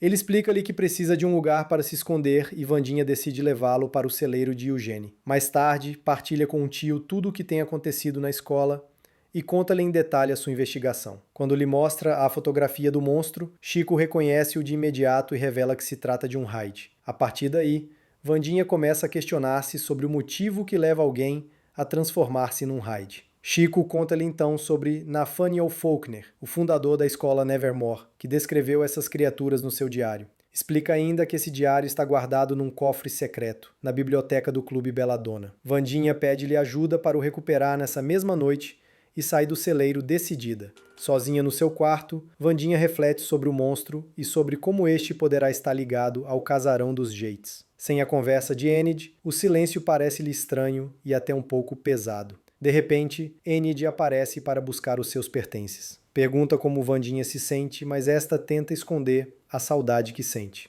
Enid conta que a sua nova colega, Yoko, ofereceu-lhe ficar no quarto até o fim do ano letivo. Vandinha finge que não se importa, mas a sua expressão revela a frustração e a tristeza que sente. Mais tarde, à noite, Vandinha dirige-se à biblioteca do Clube Belladonna. Em vez de encontrar o tio Chico, depara-se com Xavier. Ele tenta explicar que sempre esteve ao seu lado, mas Vandinha mantém-se desconfiada. Sempre que o monstro atacava, Xavier aparecia por perto e os seus desenhos do Hyde, que ele supostamente nunca tinha visto, parecem assustadoramente reais. Quando Xavier se afasta, surge o tio Chico, que esteve escondido atrás das estantes todo o tempo. Ele afasta um retrato e revela o cofre secreto. Com a ajuda de Mãozinha, conseguem abrir o cofre e roubam o diário de Nathaniel Faulkner. De regresso ao quarto do dormitório, Vandinha e Chico estudam o diário. Descobrem que os Hyde são, por natureza, criaturas criativas mais rancorosas. O seu lado sombrio pode permanecer adormecido durante muito tempo, até ser despertado por hipnose ou manipulação química. Uma vez acordado, o Hyde estabelece uma ligação com quem o despertou e torna-se um instrumento obediente nas mãos desse indivíduo, cumprindo todas as ordens do novo mestre. Nesse momento entra Miss Thornhill. Chico consegue desaparecer antes que ela o veja. Thornhill informa que Enid formalizou o pedido para mudar-se para o quarto de Yoko até ao fim do ano letivo. Vandinha mostra-se visivelmente aborrecida, mas finge que não se importa. Miss Thornhill acrescenta que percebeu a ligação especial entre Vandinha e Enid, respeita o direito de Enid de fazer a sua escolha e garante que o processo de mudança será concluído antes de se retirar. Depois da saída da professora, Chico comenta que a solidão também tem vantagens. Permite viver segundo as próprias regras e fazer o que se quiser. Ainda assim, Vandinha permanece triste, sentindo o peso do momento. Na manhã seguinte, Vandinha e Chico observam secretamente Xavier, que está a combinar um encontro com alguém. As suspeitas de Vandinha aumentam. Pegam na moto de Chico e começam a persegui-lo. No bosque, Xavier encontra-se com a doutora Valerie Kimbot. Ele conta-lhe sobre um sonho em que Vandinha morria, o que reforça a convicção de Vandinha. Ela acredita que Kimbot é a responsável pelo raid, usando hipnose para despertar a sua parte sombria. Vandinha apressa-se até ao gabinete da diretora Wins para relatar o que descobriu, mas ao entrar encontra a doutora Kimbot já presente. Sem revelar tudo diretamente, Vandinha limita-se a perguntar se a hipnose é usada na prática da terapeuta. Kimbot confirma, sorrindo, e admite que gosta particularmente deste método. Mais tarde, Vandinha encontra-se com Chico num café. Tyler aproxima-se com o café e conhece Chico. Vandinha partilha a sua teoria sobre o raid. Nesse momento, o xerife Galpin entra no café e Chico desaparece imediatamente. O xerife mostra a Tyler uma fotografia de Chico, tirada por uma câmera de vigilância, e revela que ele recentemente assaltou um banco. Tyler protege o tio de Vandinha, afirmando que não o conhece. Tyler convida novamente Vandinha para sair, mas insiste que seja um encontro a sério, sem investigações. Marcam-se à noite no túmulo de Caxton, e Vandinha aceita. Antes de sair, encarrega Waynes de guardar o diário de Nathaniel Faulkner. No túmulo, Tyler prepara um momento romântico. Traz um projetor e põe um filme de comédia, Legalmente Loira, que diz ter escolhido como filme de terror especialmente para Vandinha. Enquanto isso, o xerife e os seus ajudantes encontram a mota de Chico no bosque. Ouvem vozes do túmulo e decidem investigar. Dentro, Tyler confessa a Vandinha que quer algo mais do que amizade. Ao inclinar-se para beijar, o xerife rompe, explicando que viu a mota e suspeitou que um fugitivo se escondia ali. Após o encontro interrompido, Vandinha regressa ao seu quarto e encontra o caos. O diário de Faulkner foi roubado e Waynes está ferido, encostado à parede com uma faca. Em pânico, Vandinha chama Chico, que usa os seus poderes elétricos para reanimar Waynes. Pela primeira vez, Vandinha deixa escapar as lágrimas. Felizmente, Waynes sobrevive, mas não viu o atacante, que se aproximou pelas costas. Percebendo o perigo que Chico corre, Vandinha convence-o a esconder-se imediatamente. Depois, dirige-se à diretora Wins e relata tudo o que aconteceu no quarto, incluindo o roubo do diário. Surpreendentemente, a diretora mantém-se calma. Já sabia sobre o diário e que o monstro é um raid. Vandinha questiona sobre os raids, e Wins explica que Nathaniel Faulkner dedicou anos ao estudo dessas criaturas, mas nunca conseguiu reunir dados suficientes, falecendo antes de completar a investigação. No dia seguinte, Bianca e Lucas revelam a Vandinha informações importantes sobre a morte do xerife. Lucas encontrou documentos no escritório do pai, onde se dizia que Laurel Yates, a irmã mais nova de Garrett, supostamente se tinha afogado em Inglaterra, mas o corpo nunca foi encontrado. Pelas papéis, Lucas descobre também que a mansão dos Yates foi comprada há 1 ano por uma mulher de 90 anos, que mais tarde faleceu em circunstâncias misteriosas, deixando todos os seus bens e pertences à cuidadora Teresa Elglow. Vandinha percebe de imediato que Laurel Yates está viva. Ela voltou a Jericho com um novo nome, determinada a vingar-se de quem destruiu a sua família. Vandinha fica convencida de que a doutora Valerie Kimbot é, na realidade, Laurel Yates. Vai então confrontá-la diretamente no consultório, acusando-a. Kimbot fica perplexa e acha que Vandinha perdeu a razão, mas Vandinha insiste, tratando-a como Laurel e como criminosa responsável pelo que aconteceu ao xerife Walker. Depois de Vandinha sair, a doutora Kimbot liga para a diretora Larissa para relatar a acusação. Durante a chamada, houve ruídos na casa de banho. Ao abrir a porta, depara-se com Hyde a sair de lá. Mais tarde, a diretora Wins e Vandinha estão no hospital, quando o xerife Galpin se aproxima e informa que a doutora Kimbot já não está viva. Vandinha corre para o celeiro de Xavier, acusando-o de estar por trás de tudo. Observa que os desenhos de Xavier são incrivelmente precisos, incluindo o mais recente retrato da doutora Kimbot. Xavier defende-se dizendo que apenas desenha o que vê nos sonhos.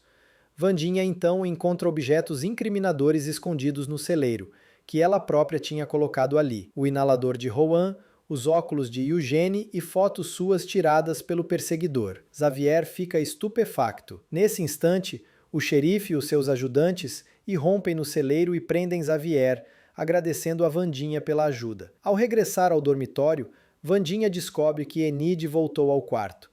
Ambas ficam visivelmente felizes por estarem juntas novamente. Conversam sobre o encontro de Vandinha com Tyler e Enid menciona que ele está a trabalhar no turno da noite. Wandinha dirige-se então ao café para se encontrar com ele. Após algum flerte leve, Wandinha finalmente beija Tyler, momento em que tem uma visão.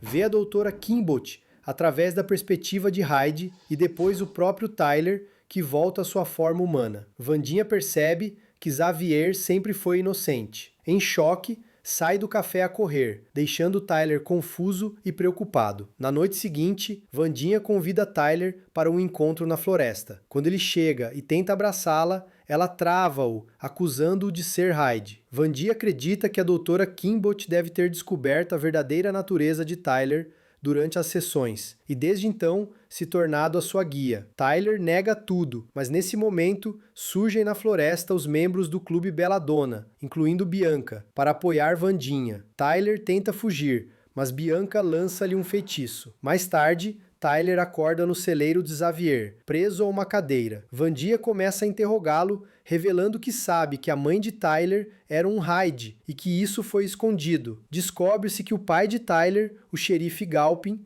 enquanto aluno de Nevermore, apaixonou-se e casou-se com uma excluída. A mãe de Tyler estudou em Nevermore e mais tarde foi internada no hospital psiquiátrico Willow Hill, onde passou os últimos dias da sua vida. Enquanto Tyler continua a negar tudo, Wandinha perde a paciência. Ela diz-lhe que, como os Hyde reagem apenas à dor, talvez a tortura o force a transformar-se. Ao verem que Wandinha realmente se prepara para torturá-lo, os restantes alunos saem do celeiro. Entretanto, o xerife escuta as gravações das sessões terapêuticas da doutora Kimbot com Taylor, onde ela tentava ajudá-lo a lidar com o trauma da perda da mãe. Nos registros, Kimbot admite que a perda da mãe afetou Taylor muito mais do que imaginava inicialmente. Nesse instante, a diretora Owens liga ao xerife para informar que Taylor foi raptado. Os alunos contaram à diretora sobre as ações de Wandinha. Pouco depois, o xerife e os seus ajudantes irrompem no celeiro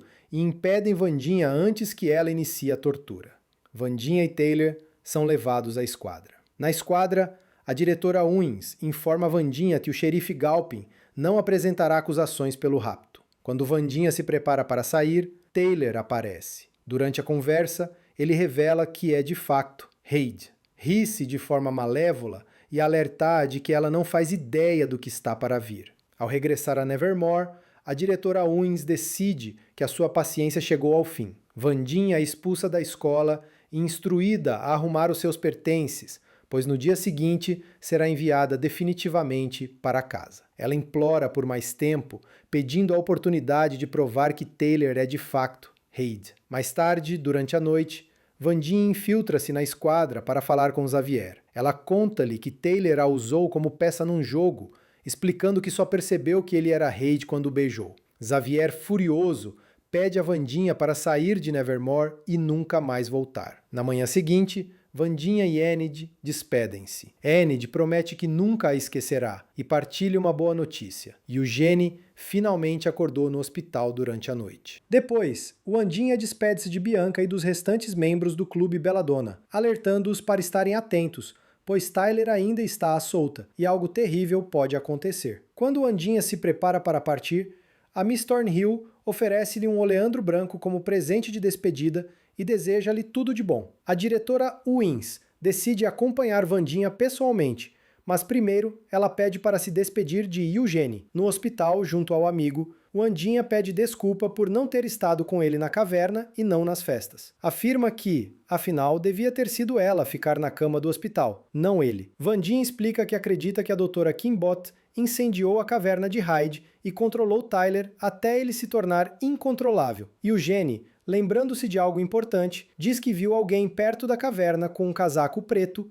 e botas vermelhas. De repente, Wandinha percebe que a única pessoa com botas vermelhas é a Miss Thornhill. Ela corre de volta para Nevermore e confronta-a, chamando-a de Laurel Yates e exigindo que pare de fingir. A princípio, Miss Thornhill finge não perceber, mas quando Tyler aparece atrás de Wandinha, Laurel finalmente admite ser a controladora de Tyler. Porém, há uma reviravolta chocante. A figura atrás de Wandinha não é Tyler, mas sim a diretora Wins, que se revela transformando-se da forma de Tyler. Surpreendida, Laurel fica sem reação. Wins exige que Laurel se entregue, mas Laurel inesperadamente injeta veneno na diretora. A diretora desmaia e morre. Em seguida, Laurel ataca Wandinha com uma pá. Mãozinha assiste a tudo, horrorizado. Entretanto, Eugene liga para Enid por videochamada e conta-lhe que a principal vilã é a Miss Thornhill. Ele explica também que Wandinha e a diretora Wins partiram para tentar deter. De repente, Mãozinha entra na divisão em pânico e informa Enid que a diretora Wins já não está e que Wandinha foi raptada, estando agora aprisionada no cripta de Crackston. Enid e Ajax correm para o cripta, enquanto Eugene salta da cama do hospital para ajudar a salvar Wandinha. Sob a luz de uma lua sangrenta, Wandinha desperta no cripta, presa ao teto por correntes. Laurel ordena a Tyler que a espere junto ao barco e começa a revelar o seu grande plano para destruir Nevermore. Ela explica que é descendente de Crackston e que utiliza partes do corpo das vítimas de Hyde para trazê-lo de volta à vida. Laurel diz a Wandinha que Goody Adams não só tirou a vida a Crackston há muitos séculos, como também amaldiçoou a sua alma e selou-a no cripta. Para despertar Crackston, Laurel precisa do sangue de um descendente direto de Goody. Wandinha, como descendente viva, é a chave de todo o plano. Laurel calculou o momento perfeito. Pretende ressuscitar Crackston sob a lua sangrenta. Entretanto, o xerife transporta Xavier, falsamente acusado, para a prisão, mas recebe uma chamada do seu assistente. A mãe de Eugene informou que algo estranho está a acontecer em Nevermore. Com todas as viaturas policiais danificadas, o xerife decide ir ele próprio à escola verificar a situação. De volta ao cripta, Laurel força Wandinha até ao selo no túmulo de Crackston e corta-lhe a palma da mão. O ritual ressuscita Crackston, que jura que a sua vingança será implacável.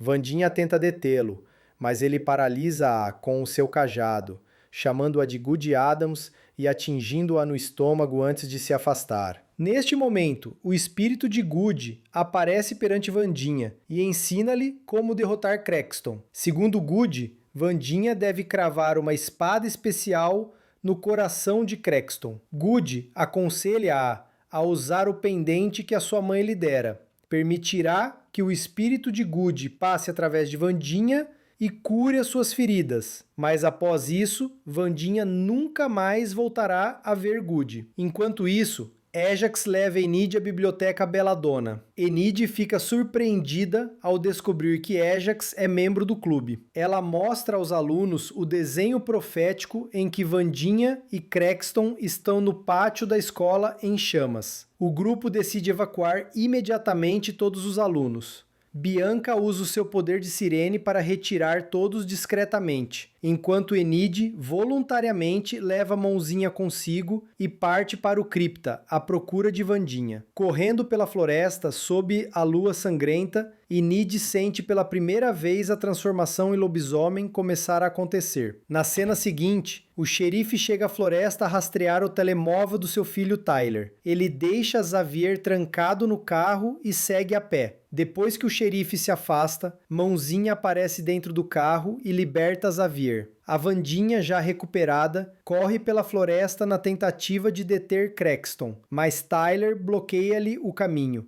Ele transforma-se em Hyde e ataca-a. No momento mais crítico, Enid aparece e enfrenta Tyler, protegendo Wandinha.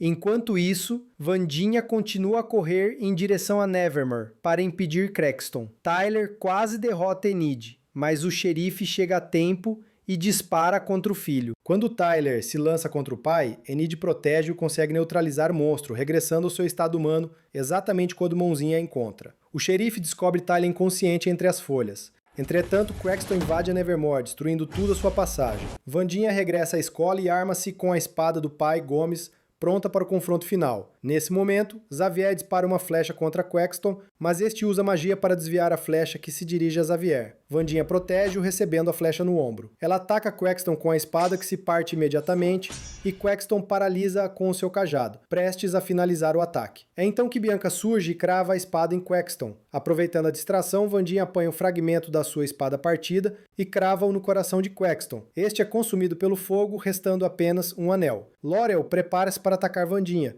mas Eugene aparece controlando suas abelhas contra ela. Wandinha aproxima-se de Laurel e derruba-a. A Nevermore está finalmente segura. Enid e os estudantes evacuados, ao verem Wandinha sair da escola, correm para ela. Enid abraça Wandinha e pela primeira vez Wandinha corresponde ao abraço. Mais tarde, Tropeço carrega os pertences de Wandinha no carro enquanto ela termina de escrever o seu romance. As aulas a Nevermore ficam suspensas até o final do semestre. Wandinha agradece a Bianca pela ajuda e Bianca brinca que o duelo do esgrima terá de ser adiado para o próximo ano. Wandinha reencontra Xavier no piso superior da escola e manifesta a alegria por vê-lo livre novamente. Xavier agradece-lhe por a ter protegido da flecha de Quaxton e oferece-lhe um presente de despedida, um smartphone com seu número já guardado. No caminho para casa, Wandinha está sentada no banco de trás do carro da família. O novo telemóvel começa a vibrar e recebe uma série de mensagens de um remetente desconhecido avisando que a está a observar. No outro ponto da estrada, um caminhão blindado transporta Tyler amarrado. De repente, Tyler desperta e começa novamente a transformar-se em Hyde.